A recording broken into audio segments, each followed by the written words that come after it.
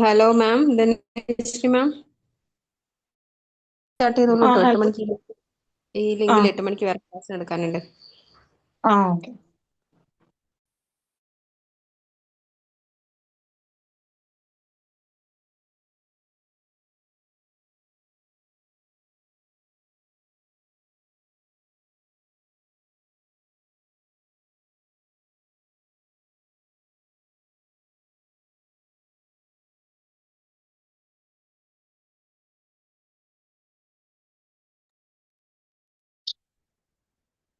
ഇന്നത്തെ first topic role of a supervisor.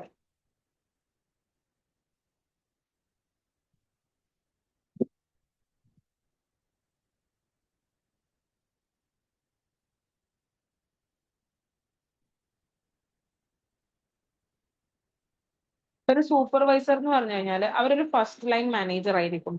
അവര് നമ്മളെ ഡയറക്റ്റ് ആയിട്ട് എംപ്ലോയീസിനെ അല്ലെങ്കിൽ വർക്കേഴ്സിനെ ഡയറക്റ്റ് ആയി മാനേജ് ചെയ്യുന്ന അല്ലെങ്കിൽ അവർ ചെയ്യുന്ന കാര്യങ്ങൾ നിരീക്ഷിക്കുകയും അത് ശ്രദ്ധിക്കുകയും ചെയ്യുന്ന ഒരാളെ നമ്മൾ സൂപ്പർവൈസർ എന്ന് പറയുന്നത്.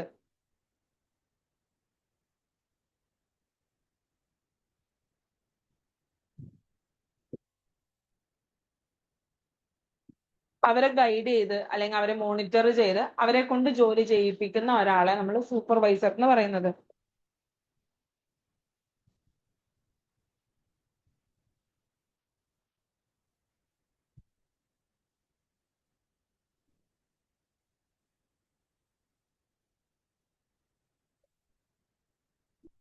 റോൾ ഓഫ് സൂപ്പർവൈസറിൽ as a planner first point പറയുന്നത് അവർ വർക്ക് ചെയ്യുന്നത് ആസ് എ പ്ലാനർ ആയിട്ടുണ്ട്.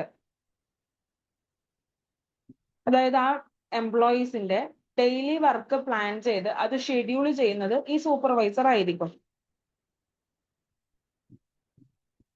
എന്തൊക്കെ കാര്യങ്ങൾ അവർ ചെയ്യണം, ആരൊക്കെ ഏതൊക്കെ വർക്ക് ചെയ്യണം എന്നുള്ളത്, പിന്നെ അത് എപ്പോഴത്തേക്ക് ചെയ്യണം, എങ്ങനെ ചെയ്യണം, ഈ കാര്യങ്ങളൊക്കെ പ്ലാൻ ചെയ്യുന്നത് സൂപ്പർവൈസർ ആണ്.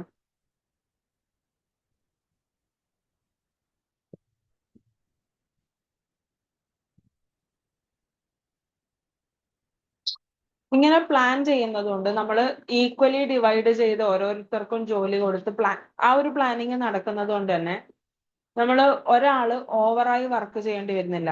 ചില സ്ഥലത്ത് കാണാം നമുക്ക് ഒരാള് ഫുൾ ടൈം പണി മാത്രമായിരിക്കും, മറ്റുള്ളവർക്ക് റെസ്റ്റ് ചെയ്യാനുള്ള സമയം ഉണ്ടാവും.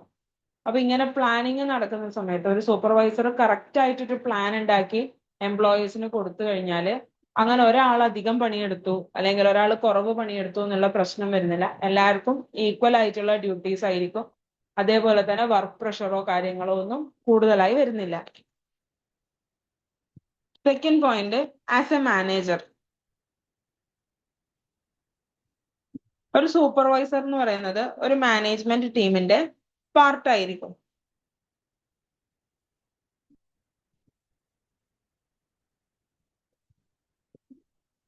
ഈ സൂപ്പർവൈസർ എന്ന് പറയുന്നത് ഒരു വർക്കർ മാത്രമല്ല, അവരൊരു മാനേജറാണ്. അപ്പൊ അവര് നമ്മളെ എംപ്ലോയീസ് ചെയ്യുന്ന കാര്യങ്ങൾ കൺട്രോൾ ചെയ്യുകയും അതേപോലെ തന്നെ അവരുടെ വർക്ക് കോർഡിനേറ്റ് ചെയ്യുന്നതും ഒക്കെ മാനേജറാണ്.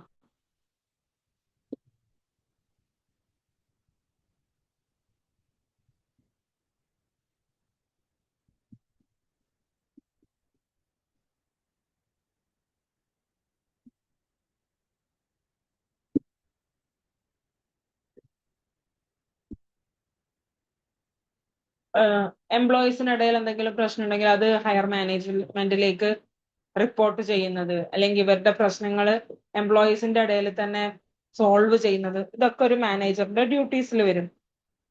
Third point, as a guide and leader.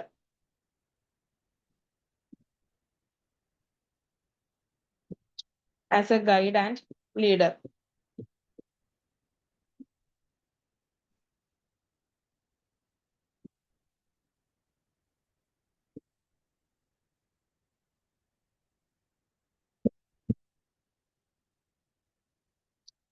Guide and ലീഡറിൽ പറയുന്നത് വെറുതെ അങ്ങനെ ഓർഡർ കൊടുത്താൽ മാത്രം പോരാ. ഇപ്പൊ ഞാൻ മാനേജർ ആണെങ്കിൽ അങ്ങനെ ചെയ്യുക അല്ലെങ്കിൽ ഇങ്ങനെ ചെയ്യണം എന്നുള്ള ഓർഡർ മാത്രം കൊടുക്കലല്ല, അവരുടെ കൂടെ നിന്ന് അവരെ വർക്ക് ചെയ്യാൻ വേണ്ടി നമ്മൾ ഇൻസ്പയർ ചെയ്യണം. ഇൻസ്പയർ ചെയ്യാന്ന് പറഞ്ഞാൽ നമ്മൾ ആ വർക്ക് ചെയ്യാൻ അവരിൽ ഒരു താല്പര്യം ഉണ്ടാക്കിയെടുക്കണം. അപ്പോൾ ഈ സൂപ്പർവൈസർ അല്ലെങ്കിൽ മാനേജറും കൂടെ അതിലെന്തെങ്കിലും അവർക്ക് ഒരു കോൺട്രിബ്യൂഷൻ വേണ്ടി വരും. അപ്പോൾ ആ കോൺട്രിബ്യൂഷൻ നമ്മളെ സൈഡിൽ നിന്ന് സൂപ്പർവൈസറിന്റെ ഭാഗത്തുനിന്ന് ഒരു കോൺട്രിബ്യൂഷൻ ഉണ്ടാവുമ്പോൾ എംപ്ലോയീസ് അവരുടെ സൈഡിൽ നിന്നുള്ള കോൺട്രിബ്യൂഷനും കൂടെ ചെയ്യും. അപ്പോൾ അത് നമുക്ക് കുറച്ചുകൂടി ഈസി ആയിട്ട് പണിയെടുക്കാനും അതേപോലെ തന്നെ പണികൾ പെട്ടെന്ന് തീർക്കാനുമുള്ള ഹെൽപ്പ് ഉണ്ടാവും.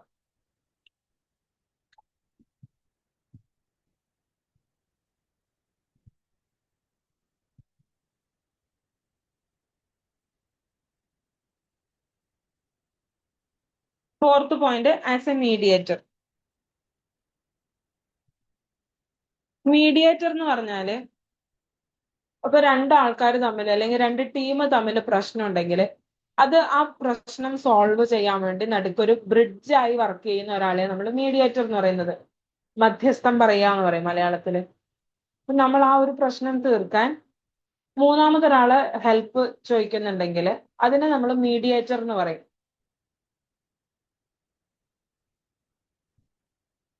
ഇപ്പൊ ഒരു ഹോസ്പിറ്റലിന്റെ അല്ലെങ്കിൽ ഒരു ഓർഗനൈസേഷന്റെ കേസിൽ ഈ സൂപ്പർവൈസർ ആയിരിക്കും ഒരു മീഡിയേറ്ററായി വർക്ക് ചെയ്യുന്നത്.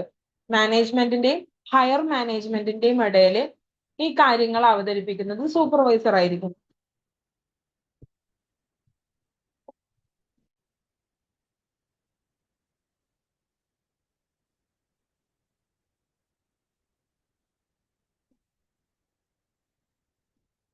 വർക്കേഴ്സ് അവരുടെ പ്രശ്നങ്ങൾ സൂപ്പർവൈസറിനോട് പറയും. സൂപ്പർവൈസർ ഈ കാര്യങ്ങൾ പോയി മാനേജ്മെന്റിൽ പറയും.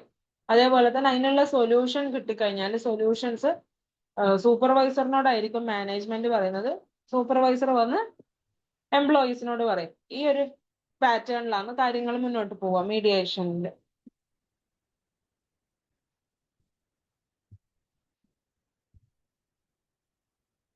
Next point, as an inspector.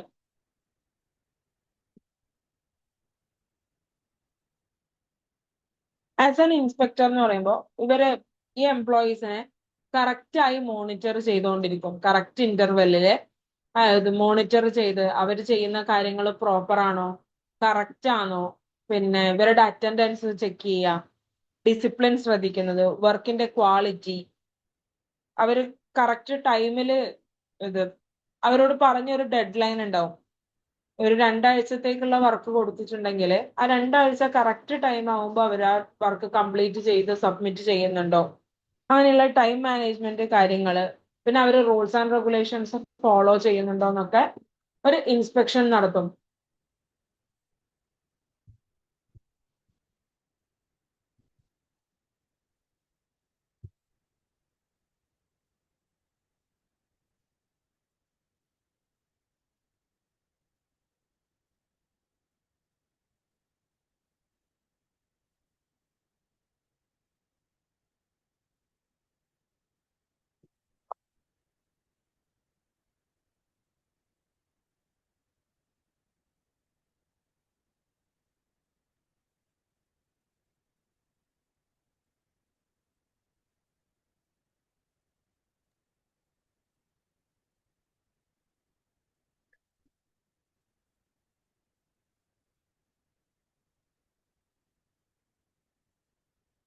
Next point, as A councillor. Supervisor as A councillor. Counselling എന്ന് പറയുന്നത് കൗൺസിലിംഗ് എന്ന് പറയുന്നത് ഒരു സൂപ്പർവൈസർ എംപ്ലോയീസിന്റെ പരാതികളും പരിഭവങ്ങളും കേട്ടിരിക്കുന്നത്. ലിസണിങ് ആണ്. അവരുടെ പ്രോബ്ലംസ് കേട്ട് അവർക്ക് ഒരു സൊല്യൂഷൻ കണ്ടെത്താൻ വേണ്ടി ഹെൽപ്പ് കൊടുക്കുക. അതിനെയാണ് കൗൺസിലിംഗ് എന്ന് പറയുന്നത്.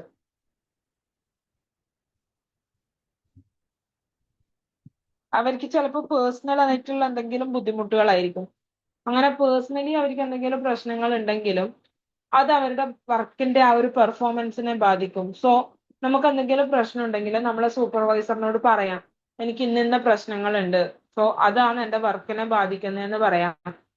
അങ്ങനെയുള്ള സമയത്ത് സൂപ്പർവൈസേഴ്സ് നമ്മള് കേട്ടിരുന്ന് അവസാനം അവരെ ജഡ്ജ് ചെയ്യാതെ വിധത്തില് ഒരു സൊല്യൂഷൻ പറഞ്ഞു കൊടുക്കുന്നത്. ചിലപ്പോൾ ഇങ്ങനെ ചെയ്തു കഴിഞ്ഞാൽ നിങ്ങൾക്ക് കുറച്ചുകൂടി ബെറ്റർ എക്സ്പീരിയൻസ് ഉണ്ടാവാം, അല്ലെങ്കിൽ അത് മറക്കാനോ അവർക്ക് എന്തെങ്കിലും ഒരു പോസിറ്റീവ് ആയിട്ടുള്ള ഒരു റിപ്ലൈ കൊടുക്കുക. അതിനാണ് സൂപ്പർവൈസർ ആസ് എ കൗൺസിലർ എന്ന് പറയുന്നത്.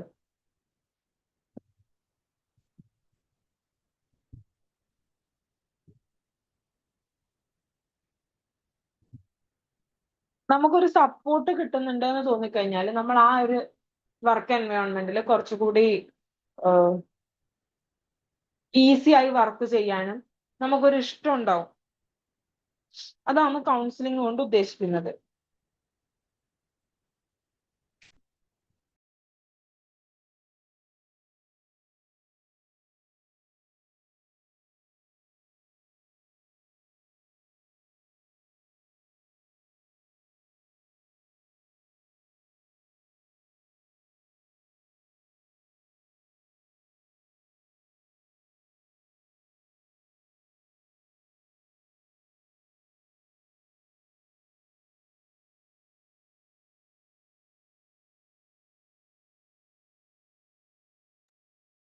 Next topic functions of a supervisor.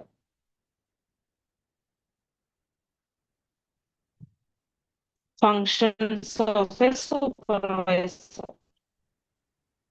അതിൽ ഒന്നും കൂടി ഫസ്റ്റ് പറയാമോ? Point planning and organising. Functions of a supervisor.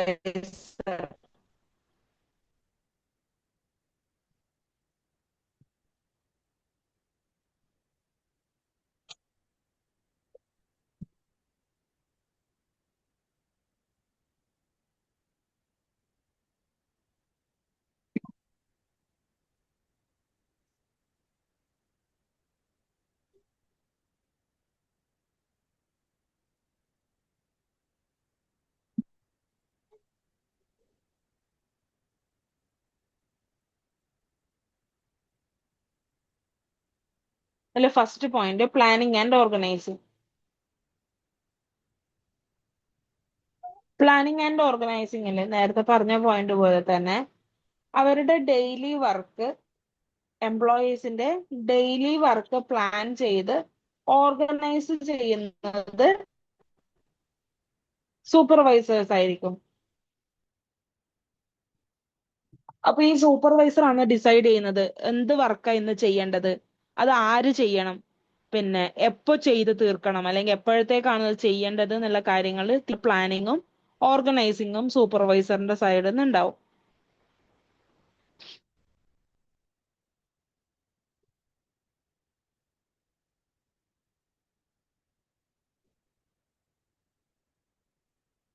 ഇപ്പൊ ഒരു ഹോസ്പിറ്റലിന്റെ എക്സാമ്പിൾ എടുത്തു കഴിഞ്ഞാൽ നമ്മളെ ഹോസ്പിറ്റലിൽ ഒരു ടീം ഓഫ് നേഴ്സ് ഉണ്ടാവും. ഇപ്പൊ ഒരു 10 ആള് വരുന്ന ടീം അല്ലെങ്കിൽ 12 ആള് വരുന്ന ടീമാണെന്നുള്ളതെങ്കിൽ ആ സൂപ്പർവൈസർ ICUലേക്ക് എക്സ്പീരിയൻസ്ഡ് ആയിട്ടുള്ള സ്റ്റാഫിനെ ആയിരിക്കും അന്നത്തെ ഡ്യൂട്ടിക്ക് വെക്കുന്നത്. എക്സ്പീരിയൻസ്ഡ് നഴ്സസിനെയാണ് നമുക്ക് ICUയിൽ ആവശ്യം. പിന്നെ ജനറൽ വാർഡിൽ ജൂനിയർ നഴ്സസ്, എമർജൻസിയിൽ ഫാസ്റ്റ് ആയിട്ടുള്ള സ്കിൽഡ് നഴ്സ്, പെട്ടെന്ന് പെട്ടെന്ന് കാര്യങ്ങൾ ചെയ്യുന്ന നഴ്സിനെ നമ്മൾ എമർജൻസി ഡിപ്പാർട്ട്മെന്റിൽ അസൈൻ ചെയ്യുന്നത്. Second point provision of working conditions.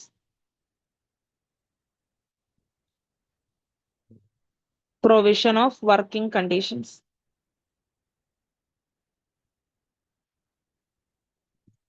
Provision of working കണ്ടീഷൻസിൽ പറയുന്നത് സേഫ് ആയിട്ടുള്ള അല്ലെങ്കിൽ കംഫർട്ടബിൾ ആയിട്ടുള്ള വർക്കിംഗ് എൻവയോൺമെന്റ് പ്രൊവൈഡ് ചെയ്യാം. എംപ്ലോയീസിന് വർക്ക് ചെയ്യാൻ കംഫർട്ടബിൾ ആയിട്ടും അതേപോലെ തന്നെ സേഫ് ആയിട്ടുള്ള ഒരു എൻവയോൺമെന്റ് പ്രൊവൈഡ് ചെയ്യുന്നത് ഒരു സൂപ്പർവൈസറിന്റെ ഡ്യൂട്ടിയാണ്.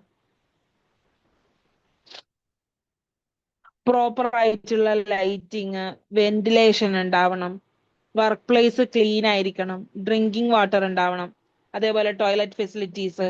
അപ്പോൾ ഒരു എംപ്ലോയിക്ക് ആവശ്യമായിട്ടുള്ള എല്ലാ കാര്യങ്ങളും നമ്മളെ വർക്ക് പ്ലേസിൽ ഉണ്ടാവണം. അവർക്ക് കംഫർട്ട് ആയിരിക്കണം, അതേപോലെ തന്നെ സേഫും ആയിരിക്കണം ആ സ്ഥലം.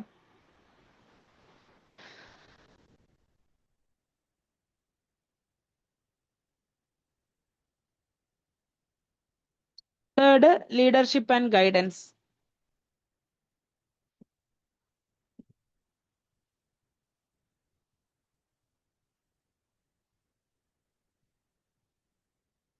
ലീഡർഷിപ്പ് ആൻഡ് ഗൈഡൻസിൽ ഈ സൂപ്പർവൈസർ തന്നെ ആയിരിക്കും അവർക്ക് ഒരു ലീഡറായിട്ടും അതേപോലെ തന്നെ അവർ ഗൈഡ് ചെയ്യുന്നതും. ഗൈഡ് ചെയ്യാന്ന് പറഞ്ഞാൽ അവർക്ക് ആവശ്യമായിട്ടുള്ള കാര്യങ്ങൾ പറഞ്ഞു കൊടുക്കുക. പിന്നെ നമ്മള് ഗോൾ അച്ചീവ് ചെയ്യാൻ എന്തൊക്കെ ചെയ്യണം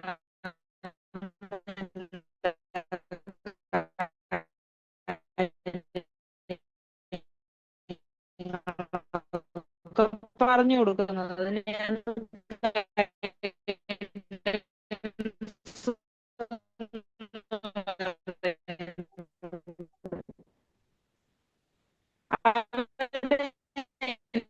encourage ചെയ്യുന്നത്. പിന്നെ അതേപോലെ തന്നെ ഇൻസ്ട്രക്ഷൻസ് കൊടുക്കുക, ടാർഗറ്റ് അച്ചീവ് ചെയ്യാൻ വേണ്ടി ഹെൽപ്പ് ചെയ്യുക.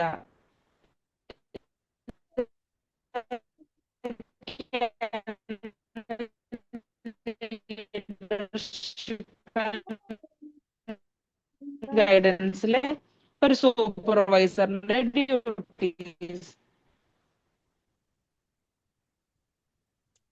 ഹോസ്പിറ്റലിൽ ഇപ്പൊ ഒരു പുതിയ നേഴ്സ് വന്നു, അപ്പൊ അവർക്ക് എന്തൊക്കെയാ വർക്ക് എന്നുള്ളത് ഡെമോൺസ്ട്രേറ്റ് ചെയ്ത് കാണിച്ചു കൊടുക്കാം. ചില പ്രൊസീജിയർ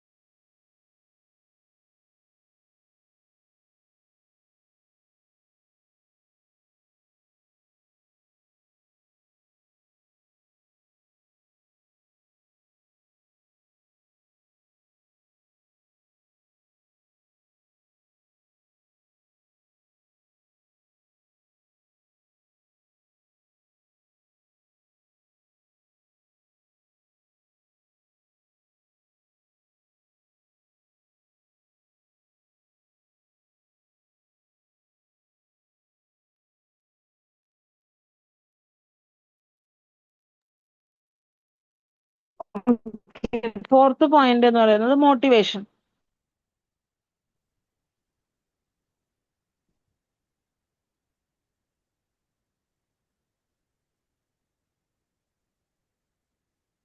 മോട്ടിവേഷൻ എന്ന് പറയുന്നത് ആ എംപ്ലോയീസിനെ എൻകറേജ് ചെയ്യുക. നമ്മൾ അവരെ പണിയെടുക്കാൻ വേണ്ടി പ്രോത്സാഹിപ്പിക്കണം. പ്രോത്സാഹനം എന്ന് പറയുമ്പോൾ നമ്മൾ അന്ന് പറഞ്ഞ പോലെ മോണിറ്ററി ആയിട്ടും നോൺ മോണിറ്ററി ആയിട്ടുള്ള ഇൻസെന്റീവ്സ് കൊടുത്ത് നമുക്ക് അവരെ പ്രോത്സാഹിപ്പിക്കാൻ പറ്റും. അവരൊരു വർക്ക് ചെയ്തു കഴിഞ്ഞാൽ അവരെ എംപ്ലോയി ഓഫ് ദ മന്ത് ആയിട്ട് തിരഞ്ഞെടുക്കുന്നത്, അല്ലെങ്കിൽ എംപ്ലോയി ഓഫ് ദ വീക്ക് ആയി തിരഞ്ഞെടുക്കാം.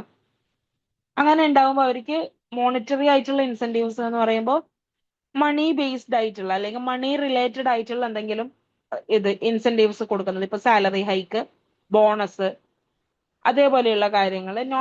നോൺ മോണിറ്ററി എന്ന് പറയുമ്പോൾ അവർക്ക് ഒരു അപ്രിസിയേഷൻ, റെസ്പെക്ട്. അതായത് മണി റിലേറ്റഡ് അല്ലാത്തതിനെ നമ്മൾ നോൺ മോണിറ്ററി എന്നും മണി റിലേറ്റ് ആയിട്ടുള്ളതിനെ മോണിറ്ററി ഇൻസെന്റീവ്സ് എന്നും പറയും. അങ്ങനെയുള്ള ഇൻസെന്റീവ്സ് കൊടുത്ത് നമുക്ക് ഒരാളെ ആ ഒരു എംപ്ലോയീസിനെ മോട്ടിവേറ്റ് ചെയ്യാൻ വേണ്ടി പറ്റും. അപ്പൊ അവര് കുറച്ചും കൂടി എഫിഷ്യന്റ് ആയി വർക്ക് ചെയ്യും. അതേപോലെ തന്നെ അവർ വർക്ക് അറ്റ്മോസ്ഫിയറിൽ ഓക്കെ ആയിരിക്കും. കുറച്ചുകൂടെ അവർക്ക് താല്പര്യം ഉണ്ടാവും ജോലി ചെയ്യാൻ.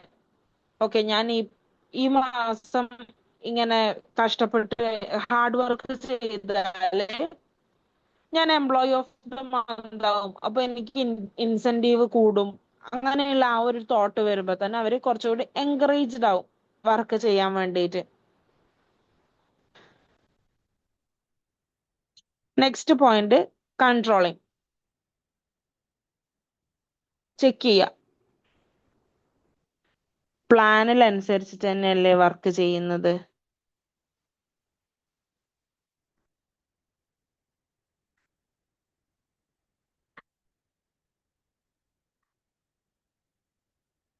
ഒരു കറക്റ്റ് ടൈമിൽ കാര്യങ്ങൾ ചെയ്യുന്നുണ്ടോ, അല്ലെങ്കിൽ പ്ലാൻ അനുസരിച്ചിട്ടാണോ, അവർക്ക് കൊടുത്ത ഷെഡ്യൂൾ അനുസരിച്ചാണോ കാര്യങ്ങൾ ചെയ്യുന്നത് എന്നുള്ളതിനെ കൺട്രോളിങ്ങിൽ പറയുന്നത്. ഓരോ സ്റ്റെപ്പ് ബൈ സ്റ്റെപ്പായി അവരവരുടെ ഡ്യൂട്ടീസ് കംപ്ലീറ്റ് ചെയ്തിട്ടുണ്ടോ എന്ന് ചെക്ക് ചെയ്യുന്നത്, ഇതിനെ കൺട്രോളിംഗ് എന്ന് പറയും.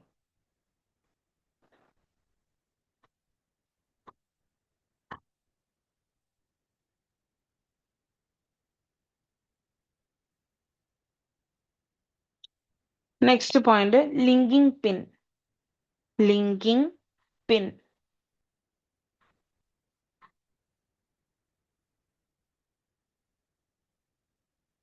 ഒരു സൂപ്പർവൈസർ മാനേജ്മെന്റിന്റെയും വർക്കേഴ്സിന്റെയും ഇടയിൽ ഒരു പാലം പോലെ വർക്ക് ചെയ്യുന്നത്. മാനേജ്മെന്റ് സൂപ്പർവൈസറിന് ഓർഡർ കൊടുക്കും, സൂപ്പർവൈസർ വർക്കേഴ്സിലേക്ക് ഓർഡർ കൊടുക്കും. അതേപോലെ വർക്കേഴ്സിന് എന്തെങ്കിലും പ്രോബ്ലംസ് ഉണ്ടെങ്കിൽ വർക്കേഴ്സ് സൂപ്പർവൈസറിനോട് കമ്മ്യൂണിക്കേറ്റ് ചെയ്യും, സൂപ്പർവൈസർ അത് മാനേജ്മെന്റിനോട് കമ്മ്യൂണിക്കേറ്റ് ചെയ്യും. ഇതാണ് ലിങ്കിങ് പിൻ എന്ന് പറയുന്നത്. മാനേജ്മെന്റുമായിട്ട് വർക്കേഴ്സിനെ ലിങ്ക് ചെയ്യുന്ന ഒരു പിന്നാണ് നമ്മൾ സൂപ്പർവൈസർ.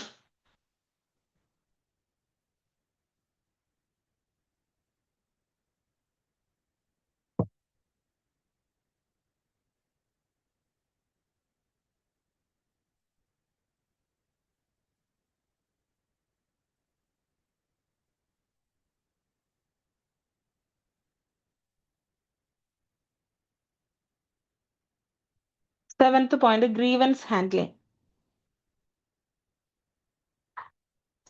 Grievance handling. ഗ്രീവൻസ് എന്ന് പറഞ്ഞാല് ഒരു എംപ്ലോയിക്ക് ഉണ്ടാവുന്ന കംപ്ലൈന്റ് അല്ലെങ്കിൽ ഡിസ്സാറ്റിസ്ഫാക്ഷൻ, തൃപ്തിക്കുറവ് അല്ലെങ്കിൽ കംപ്ലൈന്റ്, അതിനെ നമ്മൾ ഗ്രീവൻസ് എന്ന് പറയുന്നത്.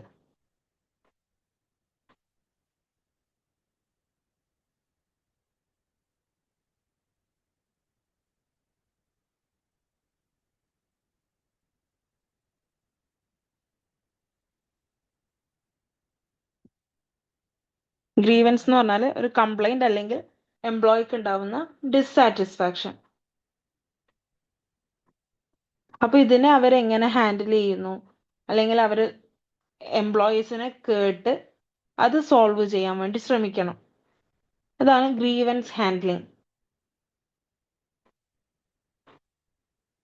അവരെ കെയർഫുള്ളായി നമ്മൾ കേട്ടിരുന്ന് അവർ പറയുന്ന കാര്യങ്ങൾ സമാധാനത്തോടെ കേട്ടതിന് ശേഷം അതിനാവശ്യമായിട്ടുള്ള സൊല്യൂഷൻസ് കണ്ടുപിടിക്കുന്നത്. അതാണ് ഗ്രീവൻസ് ഹാൻഡ്ലിംഗ് എന്ന് പറയുന്നത്. ഇനിയിപ്പോ സൂപ്പർവൈസറിനെ കൊണ്ട് അത് സോൾവ് ചെയ്യാൻ പറ്റിയില്ലെങ്കിൽ അവരത് നേരിട്ട് മാനേജ്മെന്റിനെ അറിയിക്കും, പിന്നെ മാനേജ്മെന്റ് ഇടപെട്ട് അത് സോൾവ് ചെയ്യും. ചില കേസസ് ഇപ്പോൾ സൂപ്പർവൈസറിന് സോൾവ് ചെയ്യാൻ പറ്റണം എന്നില്ല, കുറച്ചും കൂടി സീരിയസ് ആയിട്ടുള്ള എന്തെങ്കിലും മാറ്റർ ആയിരിക്കും, മാനേജ്മെന്റ് തന്നെ ഇടപെടണം എന്നുള്ള കേസസ് ഉണ്ടാവാം. അങ്ങനെ ഉണ്ടാവുന്ന സമയത്ത് അവരത് നേരിട്ട് മാനേജ്മെന്റിനെ അറിയിച്ച് മാനേജ്മെന്റിന്റെ ഭാഗത്തുനിന്ന് ഒരു മീറ്റിംഗ് കൂടി അതിലൊരു തീരുമാനം എടുക്കും.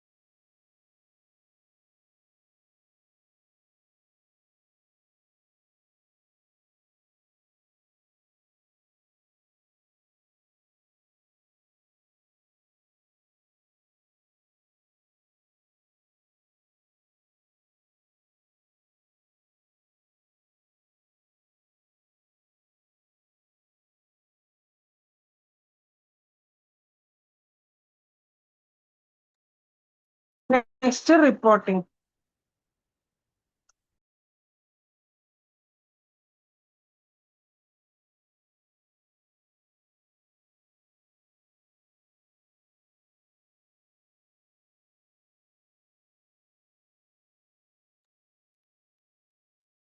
സൂപ്പർവൈസർ ഇമ്പോർട്ടന്റ് ആയിട്ടുള്ള ഇൻഫോർമേഷൻസ് ഹയർ മാനേജ്മെന്റിലേക്ക് റിപ്പോർട്ട് ചെയ്യും. നമ്മള് വർക്കിന്റെ പ്രോഗ്രസ്, അതേപോലെ ക്വാളിറ്റി, വർക്ക് സൈറ്റിൽ ഉണ്ടാവുന്ന പ്രോബ്ലംസ്, പിന്നെ സ്റ്റാഫിന്റെ പെർഫോമൻസ്, ഇങ്ങനെയുള്ള കാര്യങ്ങളൊക്കെ സൂപ്പർവൈസർ ഹയർ മാനേജ്മെന്റിൽ റിപ്പോർട്ട് ചെയ്യുന്നുണ്ട്. ഇതും അവരുടെ ഒരു റെസ്പോൺസിബിലിറ്റിയിൽ വരുന്നതാണ്.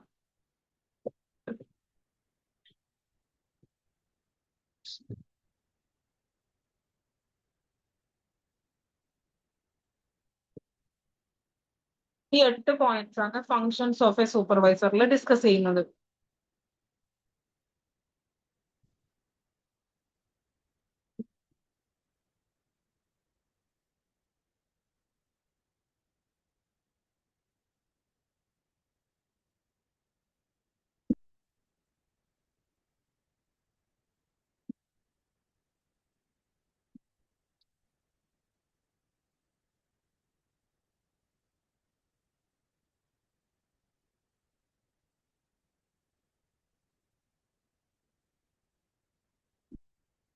പഠിച്ചിട്ടുണ്ടോ ഇന്നത്തെ ക്വസ്റ്റ്യൻസ്?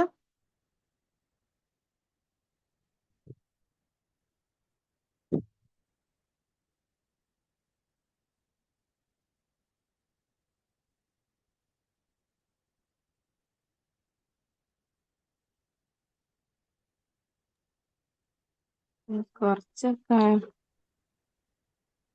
ആദ്യത്തെ ഒരു 10 ക്വസ്റ്റ്യൻ ചോദിക്കട്ടെ. 41 മുതൽ 50 വരെ ഉള്ളത്.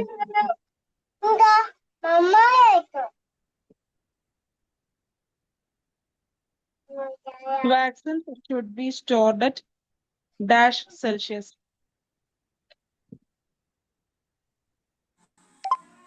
2 to 8 degrees Celsius. 2 to 8 degrees Celsius. Suspension, demotion, penalty, and dismissal are example of disciplinary action. actions. disciplinary actions. Most people can choose a center instead of a hospital if the needed services is available. Outpatient center. Outpatient center. Each hospital is comprised of a wide range of dash and units. Both A and B. A and B എന്ന് പറയുമ്പോൾ ആ Services. Options ഏതാണെന്ന് പഠിക്കണം കേട്ടോ. Services, functions and units.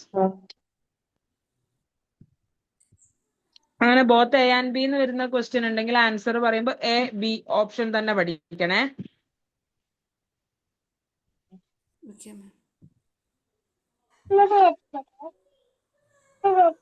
Expand IPD. Inpatient department. Inpatient department. Which part of the total health organization aims at satisfying the nursing needs of the patient or community? Nursing service. Nursing services. Hospital units can be separated into categories based on the level of care they provide. Two.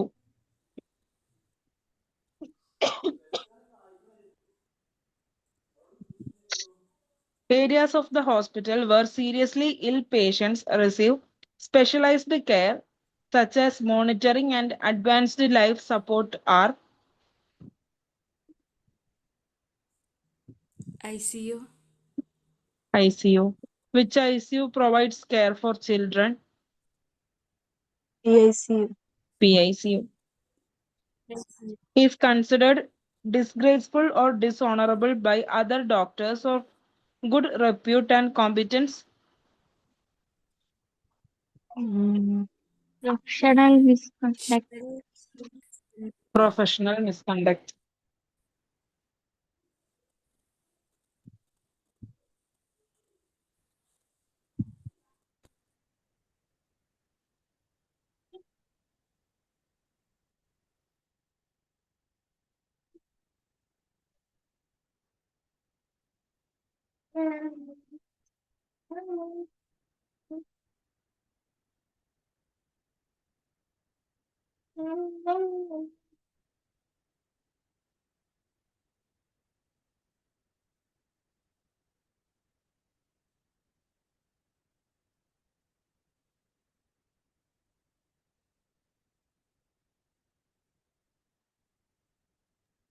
Okay, next topic, leadership.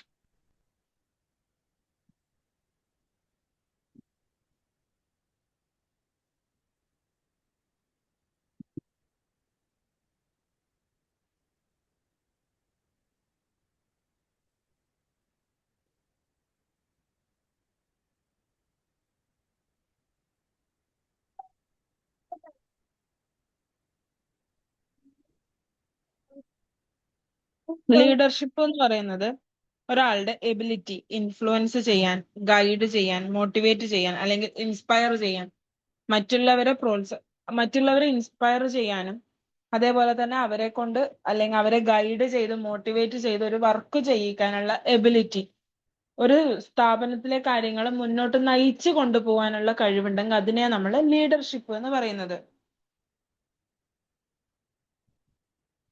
അവരെ force ചെയ്തിട്ടല്ല നമ്മൾ ചെയ്യേണ്ടത്, നിർബന്ധപൂർവ്വം അല്ല ചെയ്യിപ്പിക്കേണ്ടത്. പകരം അവർക്ക് ജോലി ചെയ്യാൻ തോന്നുന്ന ഒരു എൻവയോൺമെന്റ് ഉണ്ടാക്കി കൊടുത്ത് അതിനെ അവരെ മോട്ടിവേറ്റ് ചെയ്യുക. അതിനാണ് ലീഡർഷിപ്പ് അല്ലെങ്കിൽ ലീഡിങ് എന്ന് പറയുന്നത്.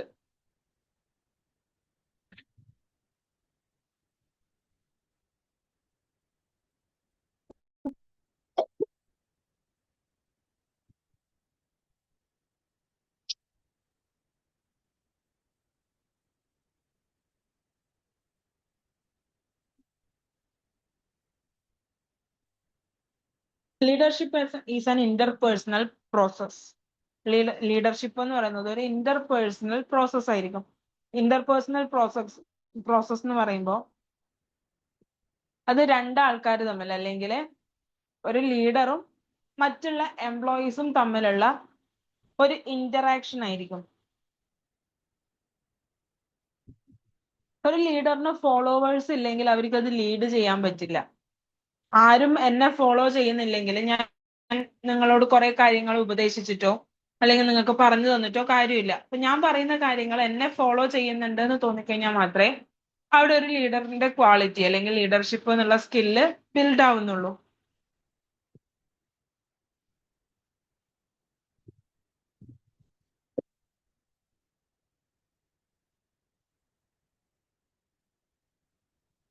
ഒരു ലീഡറിന് വേണ്ട ക്വാളിറ്റീസിൽ മെയിൻ ആയിട്ടുള്ളതാണ് ഇന്റലിജൻസ്, അതേപോലെ പേഴ്സണാലിറ്റി, പിന്നെ മെച്യൂരിറ്റി.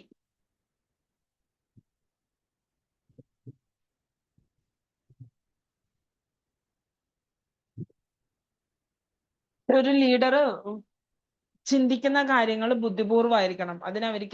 അവർ ഇന്റലിജന്റ് ആയിരിക്കണം. അതേപോലെ തന്നെ മെച്യൂരിറ്റി, ഡിഫിക്കൽട്ട് സിറ്റുവേഷൻസ് ഉണ്ടാകുമ്പോൾ അവർ മെച്യൂർഡ് ആയിട്ട് ബിഹേവ് ചെയ്യണം. അവർ കാമായി നിൽക്കണം. പെട്ടെന്ന് ദേഷ്യപ്പെടാനോ അല്ലെങ്കിൽ എന്തെങ്കിലും പറയുന്നതിനിടക്ക് നമ്മൾ ജഡ്ജ് ചെയ്യാനോ അങ്ങനെയൊന്നും പാടില്ല. പകരം നമ്മൾ സമാധാനത്തോടെ കേട്ട് നിൽക്കാനുള്ള ഒരു പക്വത കാണിക്കണം. പിന്നെ പേഴ്സണാലിറ്റി, നല്ല പേഴ്സണാലിറ്റി ആയിരിക്കണം അവർക്ക്. അവര് ഓണസ്റ്റ് ആയിരിക്കണം, പൊളൈറ്റ് ആയിരിക്കണം, അതേപോലെ കോൺഫിഡന്റ് ആയിരിക്കണം, റെസ്പോൺസിബിൾ ആയിരിക്കണം ചെയ്യുന്ന കാര്യങ്ങളോട്.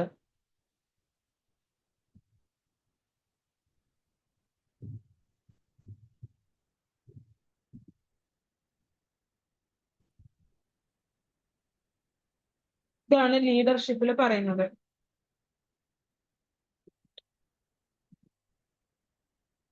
ഇനി നെക്സ്റ്റ് ക്ലാസ്സിലെ ലീഡർഷിപ്പിന്റെ ക്യാരക്ടറിസ്റ്റിക്സും ഇമ്പോർട്ടൻസും എടുക്കാനുണ്ട്. പിന്നെ റോൾ ഓഫ് എ ലീഡർ.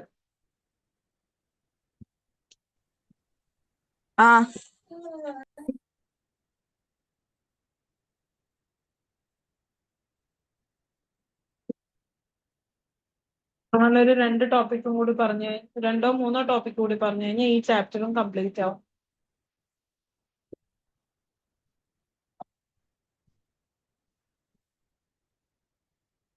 വെള്ളിയാഴ്ചത്തെ ക്ലാസ്സിലേക്ക് ഇനിയിപ്പോ 51 മുതൽ 70 വരെയുള്ള questions. Okay, ma'am.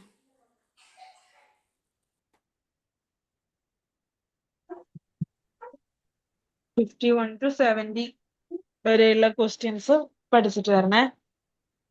Okay ma'am.